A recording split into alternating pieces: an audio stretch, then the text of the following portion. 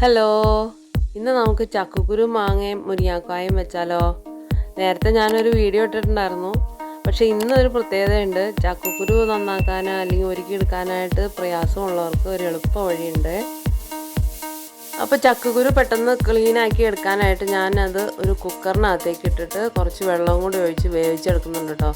ഒരു 5-6 വിസിൽ വരുന്നവരെ അവിടെ ഇരുന്ന് വേവട്ടെ. അപ്പോഴേക്കും നമുക്ക് അതിന് ആവശ്യത്തിനുള്ള തേങ്ങ ചിരകിയെടുത്ത് അരച്ചെടുക്കാം. അപ്പോൾ അതിനകത്തേക്ക് ഞാൻ കുറച്ച് ചെറിയ ജീരകവും ഇട്ട് കൊടുക്കുന്നുണ്ട് കേട്ടോ. എന്നിട്ടാണ് ഞാൻ ആ തേങ്ങ അരച്ചെടുക്കുന്നത്. നമ്മുടെ ചക്കക്കുരുവൊക്കെ ഇവിടെ വെന്ത് കിട്ടിയിട്ടുണ്ട്. അത് ചൂടാറി കഴിയുമ്പോൾ പൊളിച്ചെടുക്കാം. ഇനി മാങ്ങ ഞാനിവിടെ 2 മാങ്ങ എടുത്തിട്ടുണ്ട്. അതിൻ്റെ തൊണ്ടൊന്നും ഒരുപാട് ചെത്തിക്കളയാതെ ഈ ഒരു പരുവത്തിൽ വേണം നമുക്ക് അരിഞ്ഞെടുക്കാനായിട്ട്. എന്നിട്ട് ഇതുപോലെ ചെറിയ കഷ്ണങ്ങളായിട്ട് അരിഞ്ഞെടുത്തിട്ട് അതിനകത്തേക്ക് കുറച്ച് ഉപ്പിട്ടിട്ട് ഒന്ന് തിരുമ്മി വെക്കണേ കുറച്ച് നേരത്തേക്ക്.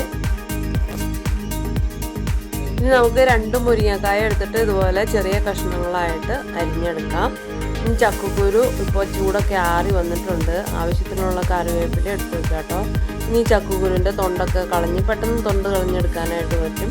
അതും ചെറിയ കഷ്ണങ്ങളാക്കിയിട്ട് മാങ്ങയും മുരിങ്ങാക്കോലും വേപ്പിലയും ഉപ്പ് നമ്മൾ ഇട്ടിട്ടുണ്ടല്ലോ, അത് കൂടാതെ ലേശം 1 ടീസ്പൂൺ മഞ്ഞൾപ്പൊടിയും അതുപോലെ 1.5 ടീസ്പൂൺ മുളക് പൊടിയും കൂടെ ഇതിനകത്തേക്ക് ഇട്ട് നല്ലപോലെ മിക്സ് ചെയ്ത് കുറച്ച് ഉപ്പ് വേണമെങ്കിൽ കുറവാണെന്ന് തോന്നി കഴിഞ്ഞാൽ കുറച്ചുകൂടി ഇട്ട് കൊടുക്കാം കേട്ടോ.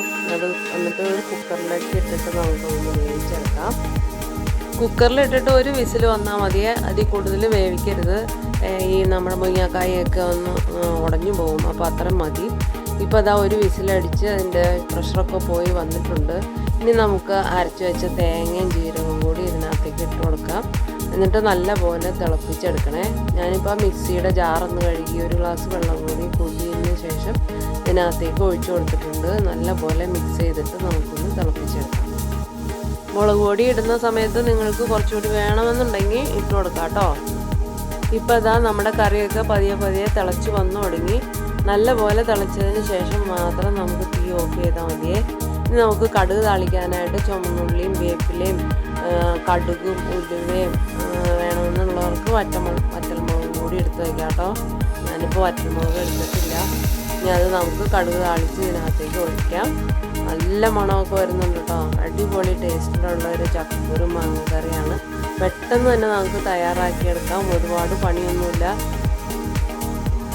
അപ്പോൾ ഇനി ആരും ചക്കക്കുരു ഒരുക്കിയെടുക്കാനായിട്ട് വളരെ ബുദ്ധിമുട്ടായതുകൊണ്ട് ഈ കറി വെക്കാനായിട്ട് മടി കാണിക്കുന്നവർക്ക് ഇനി ആ മടിയൊന്നും വേണ്ട. നമുക്ക് പെട്ടെന്ന് തന്നെ തയ്യാറാക്കിയെടുക്കാം.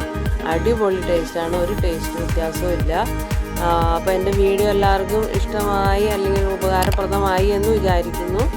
ഇഷ്ടമായെങ്കിൽ ഒന്ന് ലൈക്ക് ചെയ്തേക്കണേ. എൻ്റെ ചാനൽ ആദ്യമായി കാണുന്നവരാണെങ്കിൽ ഒന്ന് സബ്സ്ക്രൈബ് ചെയ്യണേ. വീണ്ടും കാണാം.